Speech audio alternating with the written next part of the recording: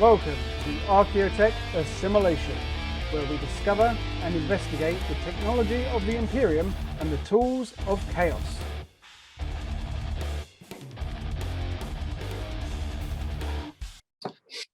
Hello everyone, and welcome to this episode of Archeotech Assimilation. My name is John, and today I'm joined by Glenn. How are you doing, mate? I'm pretty good. So today we're going to be looking at episode 3 of the animated Angels of Death series. And this episode is Trial of Blood. So what did you think of this one, mate? I really like this, but to be fair, that's the same as pretty much everything so far. Yep, really good. Another good one. Just pleased to have more stuff to watch. Yeah, me too. So we'll continue with the same format of the other 2 episodes, where we'll smash through the beats of the story, and then we'll just have a talk about what we liked, what we didn't like, and go over that. So if you're ready, take this as your spoiler warning and let's begin. So just before the opening title scene, we have an awesome but short clip. Starts hovering above the ruined city where we left the Blood Angels and swoops into where the traitor guard have their defensive line. And then through this wall, Brother Chaplain Raphael bursts through the wall and just starts smashing heads in and shouting, burn the heretic, kill the mutant, and purge the unclean. And it's a fantastic scene. After the credits, we join Kazarian and his squad as they're trying to break through another line of traitor guard to get to the location of the lost captain's beacon. One of the brothers is then ordered to cleanse the path and puts his flamer to good use. Once they're through, meanwhile, on the Sword of Bow, which is still connected to the planet's comms tower, it's being boarded by gene stealer cultists and hybrids. The crew are being easily overrun until Brother Hadrael arrives and uses his big tech claw and axe to smite the unclean. The ship's mistress is calling him up on the Vox, says, look, we can't disengage from the tower, you're going to have to do this manually, which he agrees to do. They're now being engaged by the rest of the flotilla, which one by one the ships are being overrun by the cultists and turning on the mothership. So she gives the order to destroy a Prometheum hauler, which explodes, taking out dozens of other ships. And from below, the Astartes see this massive explosion in the sky. The Astartes locate the wreckage of a Thunderhawk and find the bodies of a couple of brothers who are surrounded by a huge number of enemy guard and gene stealers and cultists. They inspect the site to try and determine where the captain's signal originated from and find a tunnel entrance, and they establish that the gene stealers came out to attack those in the Thunderhawk. And under some corpses, they find a dead servitor, and they reason that the dead Astartes had left the safety of the gunship in order to meet with this servitor and have died protecting it, but they can't figure out why. As they move off, the camera pans up to reveal a sinister looking figure watching from above. And they enter the tunnel, and we zoom down into the darkness and see dozens of pairs of enemy eyes waiting for them. So that's the end of that episode. It was short and sweet, but pretty eventful, pretty good. Yeah, lots of action and lots of progression of the story on both sides, which was interesting.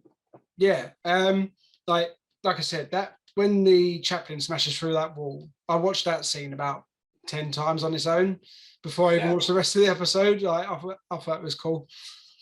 Yeah, I think they've really captured the chaplain really well. Just smashing through everything, shouting his litanies, and just being an absolute boss. Yeah, and then using the flamer to burn through. I quite like the way it looks. It was a bit strange at first because obviously it's just almost whited out the screen, but yeah, in the style it really works because it's just like completely whitewashing the enemy and washing them away in flame. I thought it worked pretty well. I'm of the opposite opinion to that. I don't really like the flame. Yeah. Everything about the artwork I like, about the way the whole Angels of Death is done, but the flamer and the big flaming explosion in space is just like you say, it just whited out the screen, and to Yeah. me, it was just a little bit. What's happening? You know, I'm more used to seeing like actual flames where you can sort of see through and see what's going on, whereas that was just kind of white. Yeah, it's But- weird.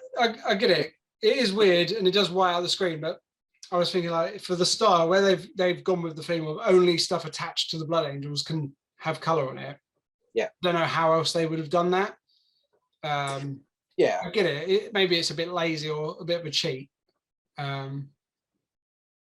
Someone's made a style decision there, haven't they? oh yeah, and like as overall as criticisms go, it is a minor one because it's flame, and like overall a really good story and really interesting graphic choice. Yeah. But just not a fan of that. Everything else is just really, really good. I'm liking I want to see more from the Tech Marine. Yeah. He's just such a he's a laid back badass. Just like coming in, yeah, slapping things about with his axe, and when she calls him up and he's just like basically turns around and goes, "I'm a bit busy." Big battle killing, dozens of cultists. Yeah. I'll sort it out, but I'm a bit busy at the minute. Yeah, I like the way like that guy is crawling along the floor, sees the Marine, and it's like half sighs in relief, and then just half collapses and gives up because the Marine's not going to help him. The Marine doesn't care; he's just going to carry on past and kill. Yeah, I like that. The Dreadnought. Yeah. We've got to see the Dread one way or another by the end of this. Yeah, I don't know if he's going to be drop podded to the surface or used in the defense of the ship, but I think we're definitely going to see him.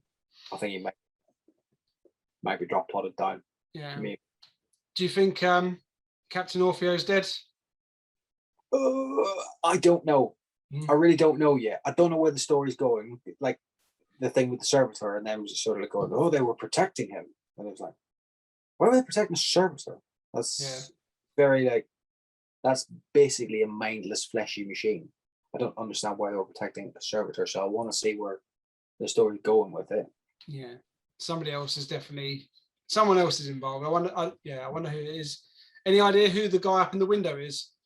That overall sort of like silhouette-y look to him. I think I know like the model and the character choice that they've gone with. I can't remember the name, but I think it might be a Magnus.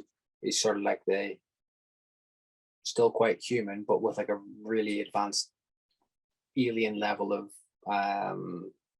intelligence. Yeah. Psyker as well, I think. If it's the character that I think it is, but we shall just have to wait and see with that. He's sort of basically very high up in like the overall Gene Stealer cult type forces that you see. Yeah. And they're kind of like the second in command to the Broodlord, which I assume we're going to see at some point. There's going to be an epic fight with huge ass Gene Stealer. That's where I think maybe we'll get the Dreadnought. Yeah. Because so how big's a Broodlord then going to be compared to the Marines? Massive.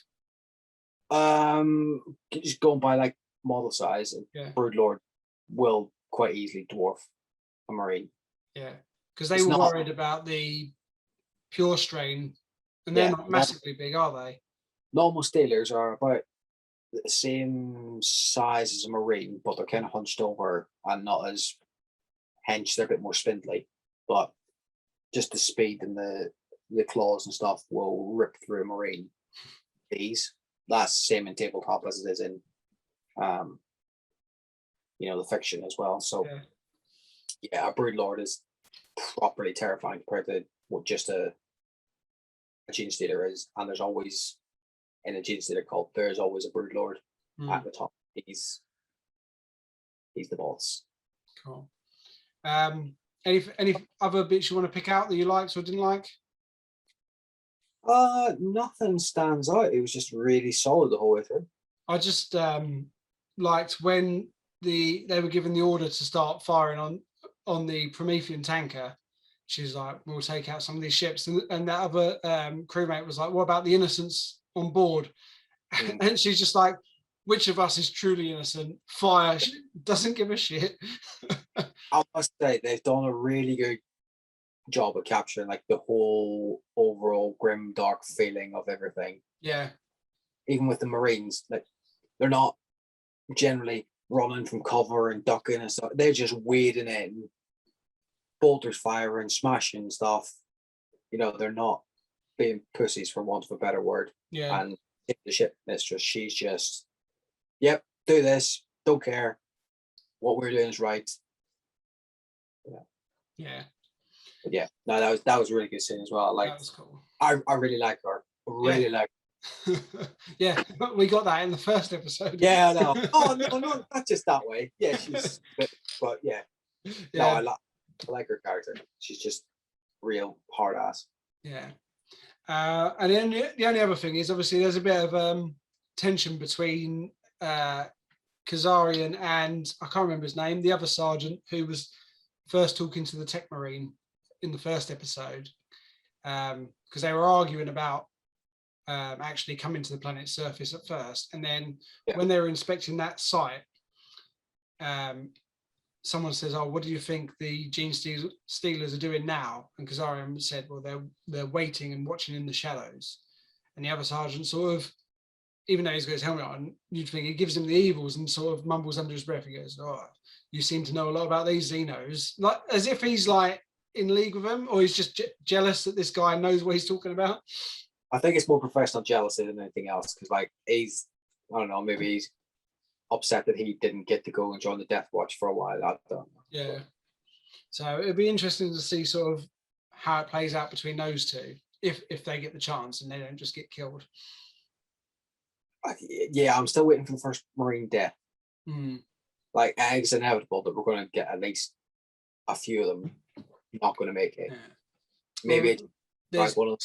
Sorry. Brute Lord might kill a couple. Yeah. James might drag one down, but yeah, that'll be heart-wrenching. There's 10 on the planet, isn't there? And then the Tech Marine, so that makes 11. I'm sure they said there was only 11, and then you can add the captain if he's still alive. So yeah, 3 episodes down. I don't know how many episodes left, but I think, yeah, you're right. Some Marines are due to get killed soon. It's inevitable. Yeah. Cool. Right. Well, unless you've got anything else to add, we'll wrap this one up.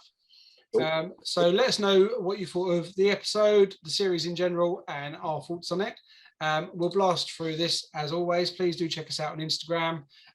If you tag us use the hashtag Iron and Ceramite, then we'll share your artwork in our stories and help promote you that way. Check us out on Facebook, Twitter, Twitch. Join us on there. Come chat to us. Play some games with us. Please do like the video, share it with your friends, and subscribe to the channel if you haven't. We've got a hobby podcast with me and Glenn and the other guys from Iron and Ceramite, where we talk about all the things we're working on and show off our models and do a few other bits and pieces. You can either watch it on here or wherever you get your podcasts. And then we have a Patreon if you want to help us out, help improve the channel. Check us out on there. And then if you already buy your hobby stuff and you want to get it at a discount, use our link to Element Games. And as a thank you for using our link, then Element Games will give us a bit of a kickback.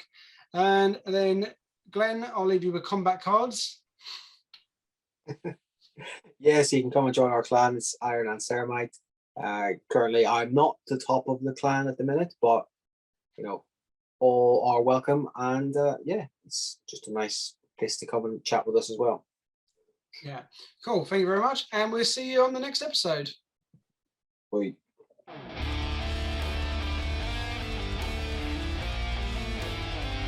As always, we would like to thank you for listening to our Iron and Ceramite podcast. If you liked us, then you can also find us on YouTube, Facebook, Instagram, and any other good podcast services.